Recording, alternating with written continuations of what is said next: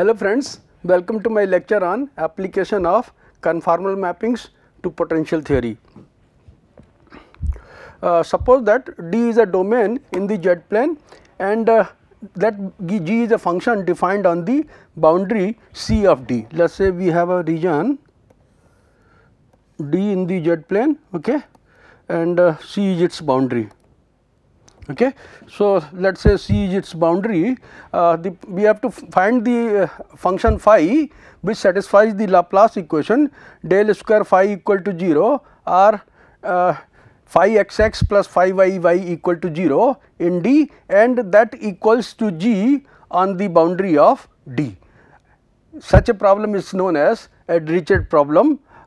We will consider a Dirichlet problem, and we shall solve the Dirichlet problem using the conformal mapping. So, let us in order to solve the Dirichlet problem, the basic ideas involved are we have to find an analytic function w equal to f z equal to u x y plus I v x y, which maps the domain D onto the interior of unit circle or half plane, and then we use the mapping function to transform the boundary value problem, given boundary value problem for the domain D into a corresponding boundary value problem for the unit circle or half plane. We shall solve the boundary value problem for unit circle or half plane and then use the solution to obtain the solution of the given problem by employing the inverse mapping function. Now, let us take example 1 where we have to find a function which is harmonic inside the unit circle mod of z equal to 1 and takes the prescribed values given by f theta equal to 1 when theta lies between 0 and 1 0 and pi, and 0 when theta lies between pi and 2 pi on its circumference. So, let us map the interior of the circle mod of z equal to 1 onto the upper half of the w plane. Okay. So, we have this is your circle mod of z equal to 1 in the z plane, and we have to map it to upper half of the w plane.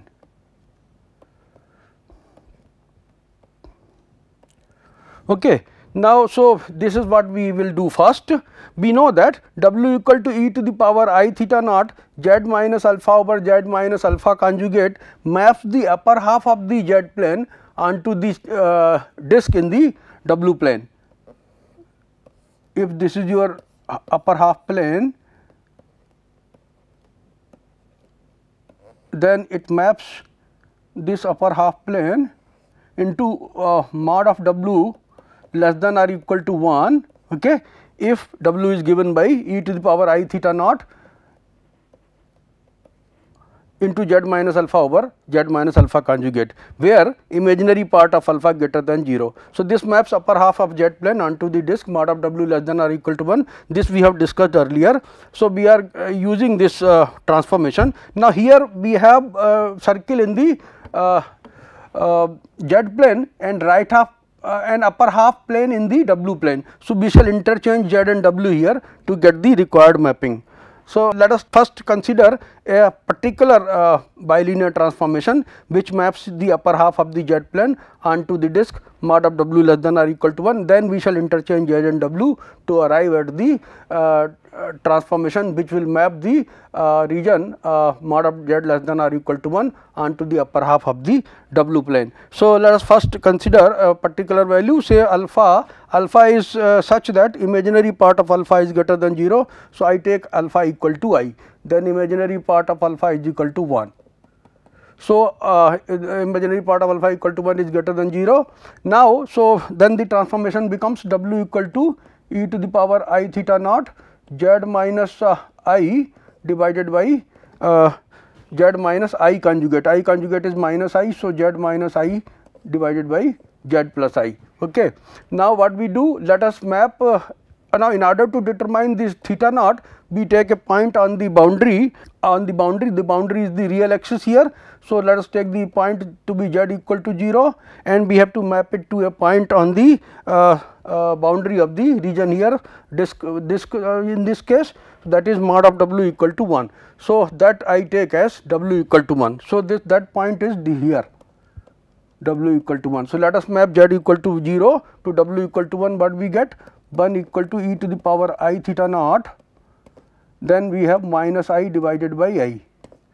So, we get here e to the power I theta naught equal to minus 1, that means theta naught equal to pi.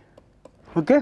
So, so then what will happen, W will be equal to e to the power I theta naught is minus 1. So, minus z minus I divided by z plus I, and we get I minus z divided by z plus I. So, this transformation maps the upper half of the z plane onto the disk mod of W less than or equal to 1. Now, as I said earlier, here we have the region circle in the z plane and upper half plane in the W plane. So, we have to interchange z and W here. So, let us interchange z and W in this mapping. Okay. So, then we get z equal to I minus W divided by I plus W, and when we simplify this for W, we get W equal to I times 1 minus z over 1 plus z. So, this transformation now maps the disk mod of z less than or equal to 1 onto the plane V greater than or equal to 0. Now, under this transformation, the arcs ABC and CD. Okay. So, what we have now, let us see, we have z W equal to I times 1 minus z divided by 1 plus z. Okay. W equal to I times 1 minus z over 1 plus z. So, under this transformation, the mod of z less than or equal to 1 is mapped to b greater than or equal to 0. Okay. Boundary mod of z equal to 1 is mapped to the boundary here, that is b equal to 0. Now, let us see which part of the circle maps to which part of the boundary here, that is b equal to 0. So, we notice that ABC, if you look at ABC, the arc ABC, at the point V, at B we have z equal to minus I. Okay. At B z equal, let us see where this B goes. So, when you put z equal to minus I here, what you get, W equal to I times 1 minus I divided by 1 plus I. Okay. We have z equal to minus I. So, this will be minus I here. So, this will be okay, and this will be minus. Okay. Now, what we have, I minus 1 divided by 1 minus I, which is equal to minus 1. So, this B goes to B dash. Okay. This B dash is minus 1. Okay. And C at C, what we have, z equal to 0. If you put z equal to 0, what you get, and no, at C z equal to 1. Okay. At C z is equal to 1. Okay. Z equal to 1. So, what becomes here, W is equal to I times okay, z equal to 1 means 1 minus 1, okay, divided by 1 plus 1.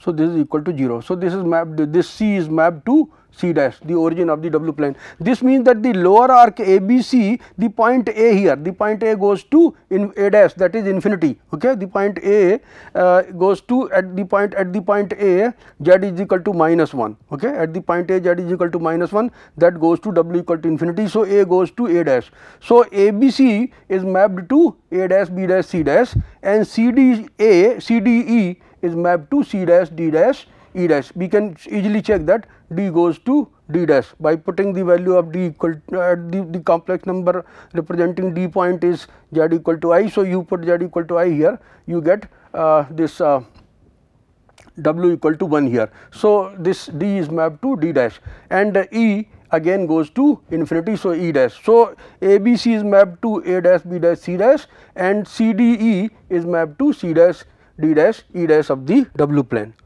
Now, we are given that phi is equal to 0 on arc ABC. We are given that, we can see that we are given that phi is equal to 0 when theta is 0, I mean greater than 0 but less than pi, that is on the upper arc, and when theta varies from pi to 2 pi, it is 0. So, we have phi equal to 0 on the arc ABC. Okay.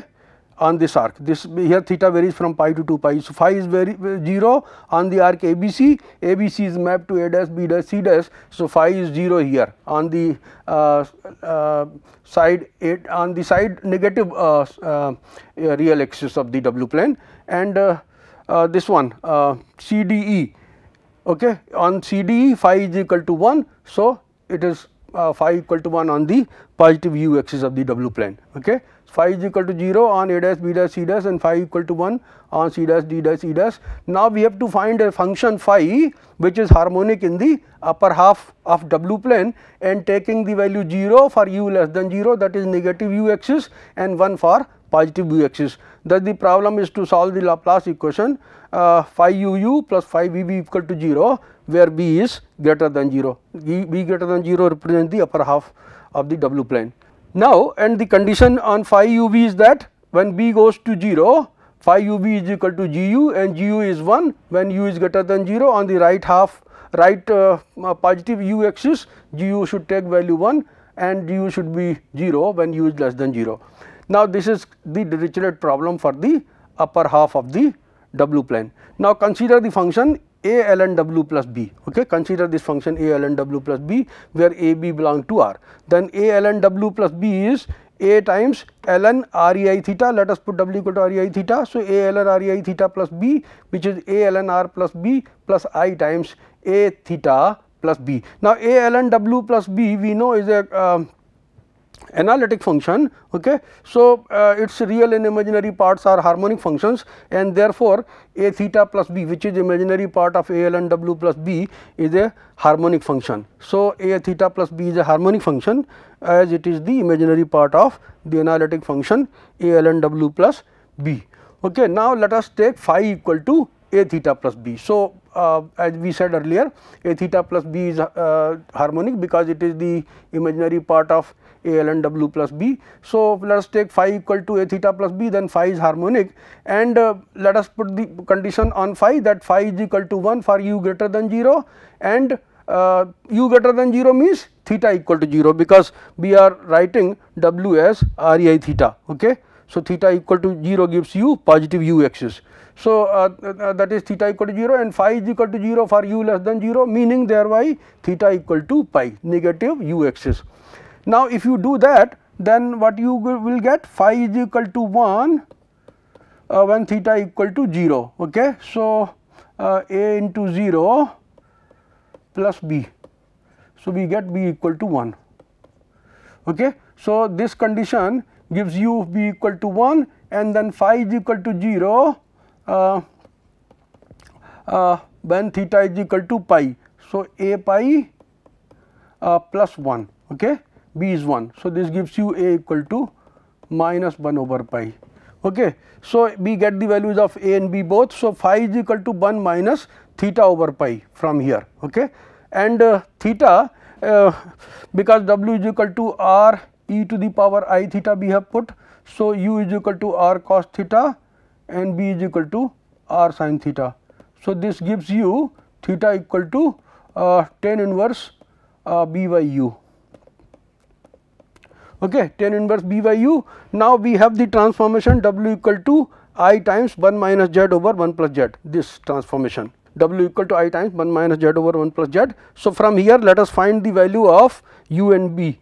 Okay, let us find the value of u and b. So, you put w equal to u plus I b, z equal to x plus I y, then simplify this and equate the real and imaginary parts. We get u equal to 2y upon 1 plus x whole square plus y square, and v equal to 1 minus x square plus y square upon 1 plus x whole square plus y square. So, b by u will give you phi as 1 minus 1 by pi tan inverse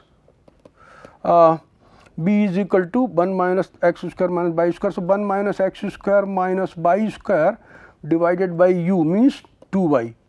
Okay. Now, let us convert this to polar coordinates. So, let us take x equal to r cos theta, y equal to r sin theta. So, this will give you phi equal to 1 minus 1 over pi tan inverse 1 minus r square upon 2 r sin theta, where x is r cos theta, y is r sin theta. So, this is the solution of the given problem. Let us take another example. Let us find the image of the semi infinite strip. We are given this semi infinite strip which is defined by the inequalities x greater than or equal to 0 and y varies from 0 to pi, okay, under the mapping w equal to cos hyperbolic z. And the next the second part of the problem is that we have to find the temperature Txy in the strip considered here, okay.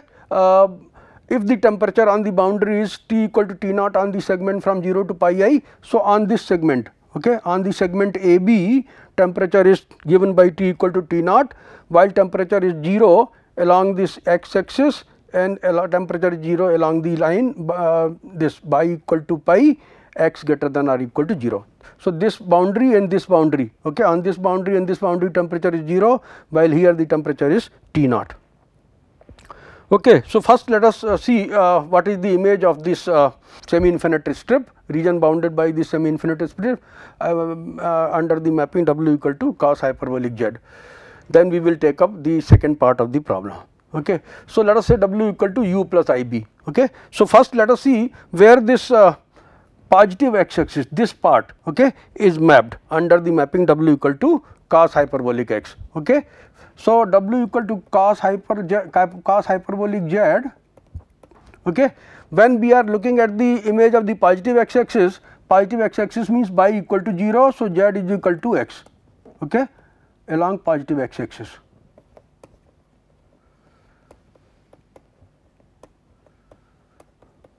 And this gives, and hence w will be equal to cos hyperbolic x.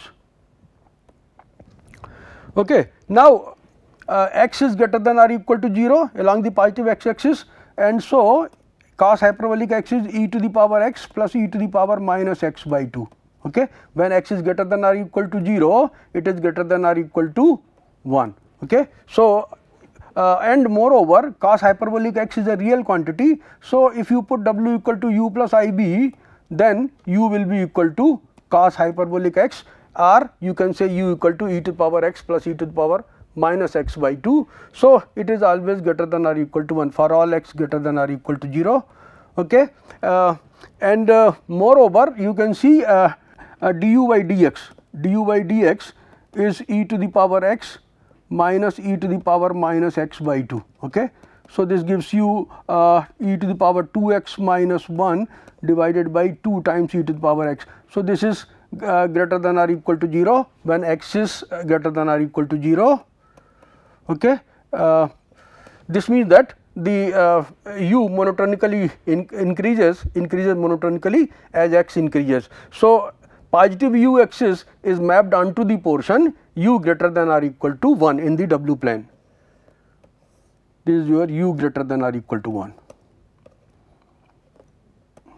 So, on this part positive axis is mapped onto u greater than or equal to 1. Now, let us look at the left boundary of the strip. Okay. Left boundary of the strip means this segment, okay, from 0 to pi, okay, where pi varies from 0 to pi. So, let us look at this segment. Okay. So, along the segment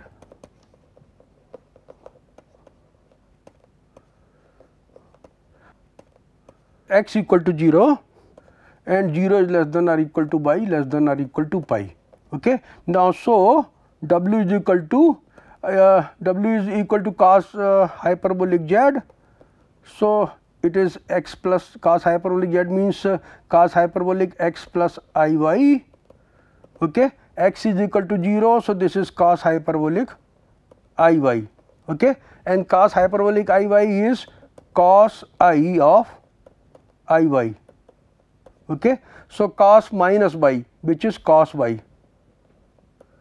Okay. So, w is equal to cos y, which means that u is equal to cos y, because y is real. So, cos y is real. So, we can write then u is equal to cos y, okay, and v equal to 0. Okay. This now y varies from 0 to pi. Okay. So, u equal to cos y will vary from minus 1 to 1. So, since y varies from 0 to pi, okay, u varies from -1 to 1. Okay, u varies from -1 to 1 and v equal to 0. So, that means this part when the left boundary, okay, this boundary, okay, is mapped onto the segment -1 to 1, okay, on this segment. Okay. When you reach the point pi I here, this pi I is mapped to this point -1, because at pi I y is equal to pi, and when y is equal to pi, cos pi gives you -1, and the and x equal to this a point is mapped onto this 1. So, we get 1 greater than or equal to u greater than or equal to -1. So, this is this -1 to 1, this the image of the left boundary of this strip. Now, let us look at the upper boundary of the strip. Upper boundary of the strip is this one, this upper boundary. So, along the upper boundary we have pi equal to pi, and x is greater than or equal to 0. Okay. So, upper boundary means x is greater than or equal to 0 and y is equal to pi. Okay. Then let us see how we get u less than or equal to -1. Okay. So, along the upper boundary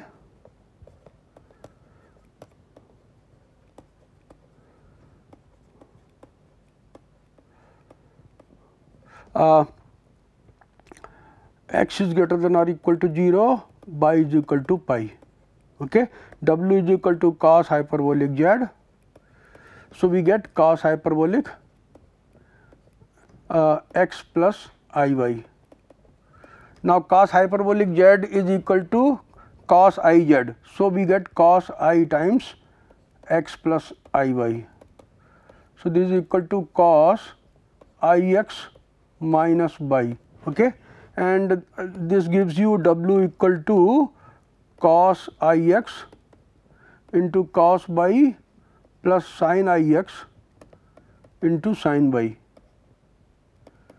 and which gives you w equal to cos x, cos ix is cos hyperbolic x, cos hyperbolic x cos y plus sin ix is I sin hyperbolic x.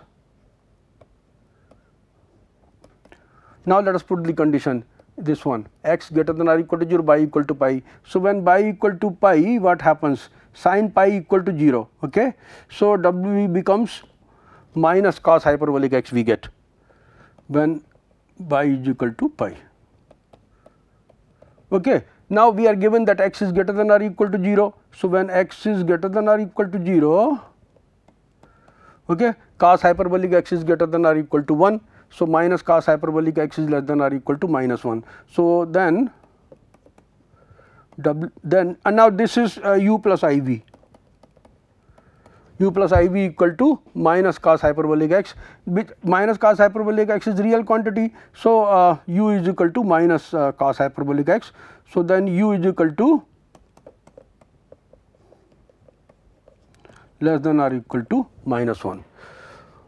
Okay. So, the upper end boundary of the strip is mapped onto this part. Okay.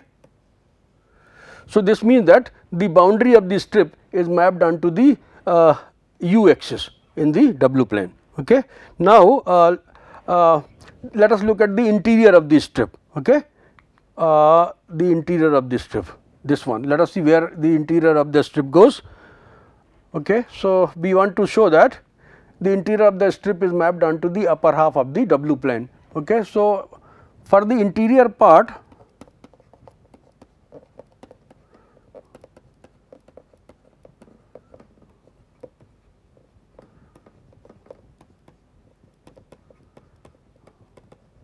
let us see again w equal to cos hyperbolic z. We have seen that cos hyperbolic z gives you cos hyperbolic x cos y and I sin hyperbolic x sin y. Okay. W is equal to u plus iv. So, this gives you b equal to sin hyperbolic x into sin y. Okay. Now, sin hyperbolic x is e to the power x minus e to the power minus x by 2 and 2 sin y. So, this is e to the power 2x minus 1 divided by 2 times e to the power x into. Okay. Now, let us see how the region bounded by this semi-infinite strip is defined. Okay. This is your 0, this is your a, b, and this is your y equal to pi. Okay. So, 0 is less than or equal to y less than or equal to pi we have, and x is greater than or equal to 0. So, this is how we are defining the region bounded by the strip. Okay. So, for interior region 0 is less than y less than pi and x is greater than 0. So, when y is lying between 0 and pi, sin y is positive and x is greater than 0 means sin hyperbolic x is positive. So, this is greater than 0. Okay. As 0 less than y less than pi and x is greater than 0. So, this portion, okay, the region bounded by the semi-infinite strip, that is the interior part of the strip, goes to b greater than 0. So, the region bounded by the semi-infinite strip is mapped onto the upper half of the plane w plane under the mapping w equal to cos hyperbolic z. Okay. Now, let us solve the second part of the problem. Okay. The second part of the problem is that we have to find the temperature distribution in the semi-infinite strip, which we have considered here. Okay. The semi-infinite strip, and the temperature on the boundary is given. It is T naught along the left part of the boundary, and along the other two sides it is upper and lower boundaries, it is 0. So, let us solve the Laplace equation del square t over del x square plus del square t over del y square equal to 0. We have to find a solution of this equation satisfying the given boundary conditions.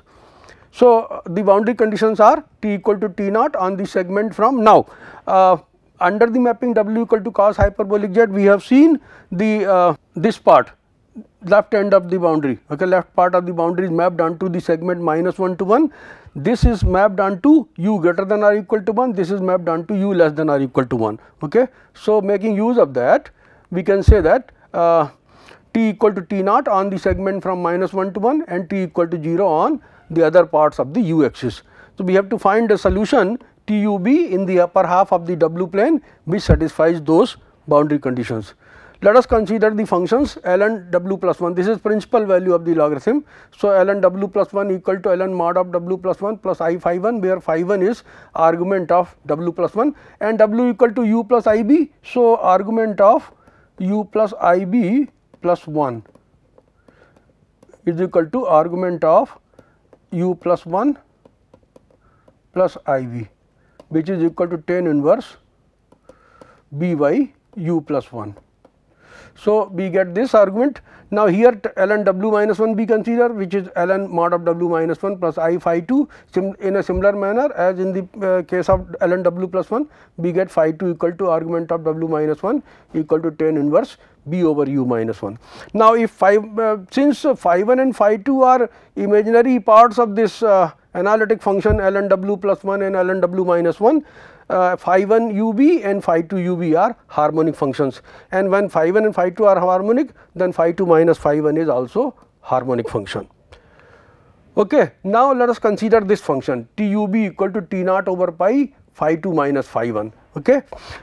Since phi 2 minus phi 1 is harmonic, t u b equal to t naught over pi phi 2 minus phi 1 is also harmonic. Now, let us see when u is less than minus 1, how t u b is equal to 0. Okay. So, when u is less than minus 1, okay, u is less than minus 1, then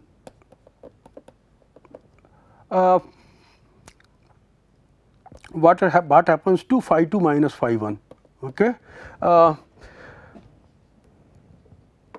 So, u is less than minus 1 means u plus 1 is less than 0. Okay. So, u plus 1 is less than 0. Okay. This means that the argument of phi 2 is pi and argument of phi 1 is also pi. Okay. So, u plus 1 is negative means phi 2 is pi and this phi 1 is also pi. So, we get pi minus pi equal to 0, because when u is less than 1, u plus 1 is less than 0 and u minus 1 is also less than 0. So, phi 2 minus phi 1 is equal to pi minus pi, that is equal to 0, and when you take minus 1 less than u less than 1. Okay. So, when u is lying between minus 1 and 1, okay, when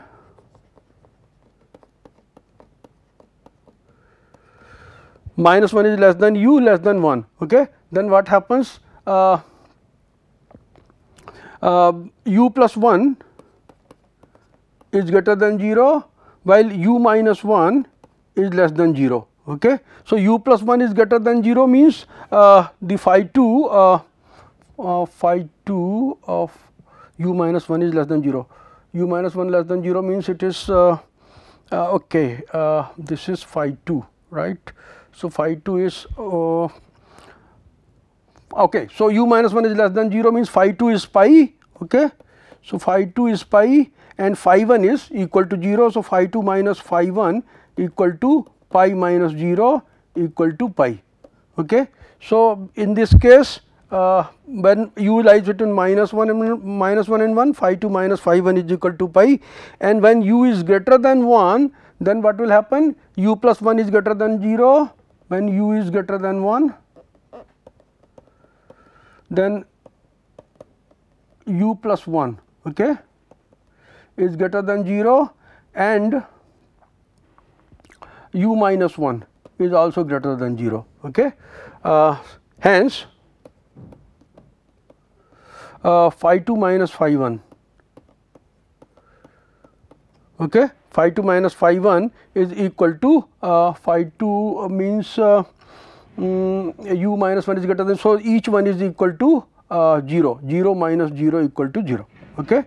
Because u minus 1 is positive, u plus 1 is positive. So, phi 2 minus phi 1 will be 0 minus 0, that is equal to 0. This means that on the segment minus 1 to 1 we get pi, on the other segments, on the other portions of the u axis, that is minus 1 less than u less than 1, u greater than minus 1, u less than minus 1 and u greater than 1. Okay. Actually, what we are doing is we are phi 1, when you are looking at the conditions here, phi 1 is equal to argument of w plus 1. Okay. We are looking at the these cases. What happens when we consider the part of this when u is less than minus 1? U is less than minus 1 means b is this is u b equal to 0. So, this is argument of u plus 1, okay, as b equal to 0, and phi 2 similarly is argument of u minus 1, okay, as b equal to 0. So, along the real axis in the w plane, when u is less than minus 1, u is less than minus 1, then u plus 1 is less than 0. U plus 1 is less than 0 means argument of u plus 1 is pi. Okay. So, phi 1 is pi, and when u is less than minus 1, then u minus 1 is less than minus 2. So, phi 2 is also pi. Okay. And so, when u is less than minus 1, phi 2 minus phi 1 equal to 0. Okay. And when minus 1 is less than u 1 less than 1, then u plus 1 is greater than 0. So, phi 1 equal to 0. Okay. While u minus 1 is less than 0. So, phi 2 equal to pi. So, phi 2 minus phi 1 equal to pi. Okay. And when u is greater than 1, then u plus 1 is greater than 0 and u minus 1 is also greater than 0. So, argument of u plus 1 and argument of u minus 1 both are equal to 0. So, then phi 2 minus phi 1 is equal to 0 minus 0 equal to 0. Okay. So, this is how we look at this, and so over minus 1 to 1 phi 2 minus phi 1 is pi. So, that is TUB becomes T naught. So, this is T naught, and on other parts of U axis phi 2 minus phi 1 becomes 0. So, TUB equal to 0. Okay. So, TUB function is harmonic in the half plane V greater than 0 and satisfies these boundary conditions. You can see here T is equal to 0, here T equal to 0, here T is equal to T naught. Okay. And this T equal to 0 corresponds to U less than minus 1, it corresponds to T naught, it is equal to T naught for the segment along the U axis minus 1 to 1, and it is 0 when U is greater than 1. So, this figure explains this. Now, since tan phi 1 equal to B over U plus 1, tan phi 2 equal to B over U minus 1, TUB equal to T naught over pi, we can write this, you see T naught over pi, phi 2 minus phi 1 is that, this is the expression. So, we can write tan phi 2 minus phi 1 equal to tan phi 2 minus tan phi 1 divided by 1 plus tan phi 2 tan phi 1. Okay. So, here you put the value of tan phi 2 is B over U minus 1, and this is B over U plus 1, and then we have 1 plus B square over U square minus 1. So, this is UB plus B minus UB plus B divided by U square minus 1 divided by U square plus B square minus 1 divided by U square minus 1. So, what you get is 2V divided by U square plus B square minus 1. So, phi 2 minus phi 1 is equal to tan inverse 2B over U square plus B square minus 1. So, we get this expression. Okay. Now, we have W equal to cos hyperbolic z, which is cos hyperbolic x into cos by plus I sin hyperbolic x into sin by. So, U is equal to cos hyperbolic x cos by, B equal to sin hyperbolic x sin by. So, let us put these values of U and B here.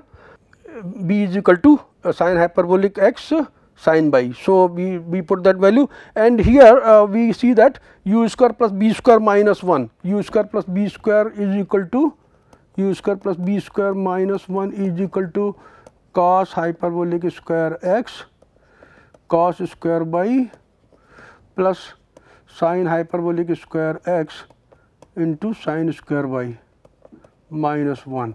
This gives you, we have to convert it to sin hyperbolic and sin by. So, let us use the relations cos hyperbolic square x minus sin hyperbolic square x equal to 1. Okay. So, we have this 1 plus sin hyperbolic square x, and cos square by is 1 minus sin square by plus sin hyperbolic square x sin square by minus 1. So, we get this 1 plus sin hyperbolic square x minus sin square by plus minus sin hyperbolic square x sin square by plus sin hyperbolic square x into sin square by minus 1. So, this cancels with this, and this expression cancels with this, and we get sin hyperbolic square x minus sin hyperbolic square by. So, we have put it here. So, this is TUB in terms of x y, TU x y, V x y. Let us now define TU x y, V x y by T star x y, let us denote it by that. Then T star x y is T naught over pi tan inverse 2 sin hyperbolic x sin by over sin hyperbolic square x minus sin square by. Okay. Now, if you consider this function sin hyperbolic x plus I sin by whole square, you square this, you get sin hyperbolic square x minus sin square by plus 2 I sin hyperbolic x sin by, and imaginary part here is 2 sin hyperbolic x sin by, which is here, and real part is this one, okay, which is here. Okay. So, this means that tan inverse of imaginary part divided by the real part is nothing but argument of sin hyperbolic x plus I sin by whole square. Okay. So, we can write T star x y equal to T naught over pi argument of sine hyperbolic x plus I sin y whole square.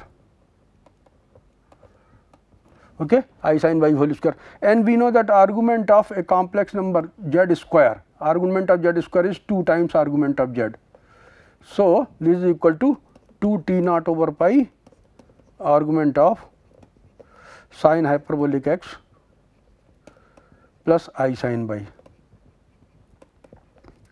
Okay. So, this is what we get, and then argument of sine hyperbolic x plus I sin y we can write as tan inverse sin y over sine hyperbolic x. So, we get t star x y equal to 2 t naught over pi tan inverse sin y over sine hyperbolic x. Now, this is the solution to our problem. You can see that this t star also satisfies the boundary conditions. You see the boundary conditions are here y is equal to 0, okay, here y is equal to pi. So, when y is equal to 0 and y equal to pi, we have temperature 0, okay, and here temperature is T naught. So, let us see, let us show that these conditions are satisfied here. So, when y is 0, sin y is 0, so this T star x y is 0, when y is pi, then again sin y is equal to 0, so this T star is equal to 0, and when y is equal to when x is equal to 0, because along the left part of the boundary, along this part x is equal to 0. So, x equal to 0 means sine hyperbolic x equal to 0. Sine hyperbolic x equal to 0 means tan inverse infinity, which is pi by 2. So, 2 t naught over pi into pi by 2 will give you t naught. So, t star x y satisfies the given boundary conditions, and it is the harmonic function. So, this is how we have to solve this Dirichlet problem. We use the function w equal to cos hyperbolic z to map the semi infinite strip onto the upper half of the w plane. We solve it there, okay, and then we use the inverse transformation to bring it to get back the solution of the original problem. Now, this function t star equal to 2 t naught over pi tan inverse sin y over sine hyperbolic x is a harmonic function in the interior of our strip, because the harmonic function t u b remains harmonic under a change of variables as we have proved earlier, arising from a one to one conformal mapping given by w equal to cos hyperbolic z. So, and t star x y satisfies the boundary conditions, t star equal to 0 when y equal to 0 or y equal to pi, t star equal to t naught when x equal to 0. So, this is a solution to our problem. Now, the curves of constant temperatures are the curves given by sin y over sine hyperbolic x equal to constant, because when t star x y is equal to constant, then sin y over sine hyperbolic x equal to constant. So, these are the isotherms. The isotherms are the curves given by sin y over sine hyperbolic x equal to constant. So, with that I come to the end of this lecture. Thank you very much for your attention.